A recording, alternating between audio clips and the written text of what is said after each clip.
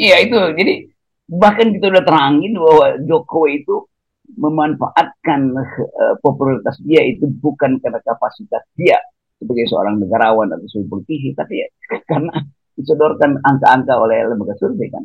Ya, Masih ada yang percaya tuh, dan ya itu saya kira yang mesti diubah tuh, bahwa semua pemimpin politik harus datang dari kemampuan berdebat, hmm, kemampuan untuk mhm, mengucapkan konsep, kemudian untuk memeriksa jalan pikiran, ya, bukan sekedar ya yang penting kerja kerja kerja dari awal tuh terminologi itu udah kita nih ngapain nih kerja hmm, kerja kerja kerja hmm, basisnya apa konsep.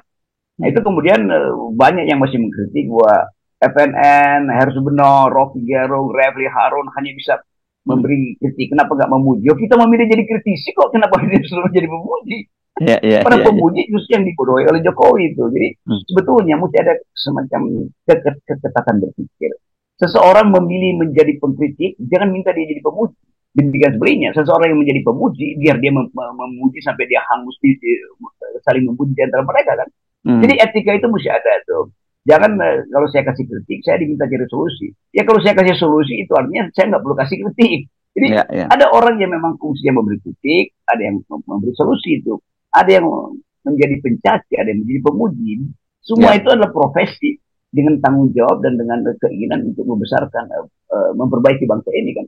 Kalau ya, nggak ada pengkritik, ya bagaimana mungkin bangsa ini bisa ditumbuhkan kembali? ya, Tapi ya. sekali lagi menganggap bahwa Anda kan belum pernah diuji untuk memimpin satu lembaga atau Hmm, hmm. bahkan memimpin sebuah komunitas, itu urusan lain. Tapi Ya, memberi ya. kritik itu adalah dasar dari kehidupan demokrasi. Iya, iya.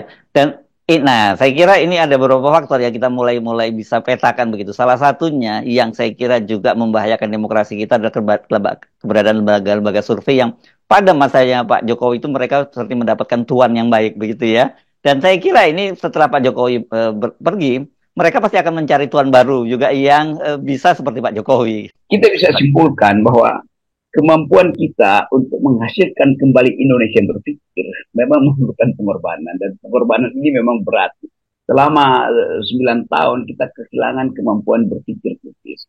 Kita di bypass oleh hal-hal yang sifatnya headline, padahal kita tidak bisa membaca between the line. Dan baru sekarang kita tahu bahwa between the line dari semua headline yang dibuat oleh survei tentang kehebatan Jokowi, ternyata di belakangnya ada kedunguan dan kebusukan. Dan itu yang baru mulai disadari.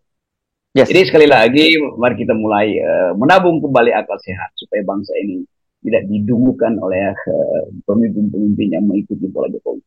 Oke, baik. Makasih.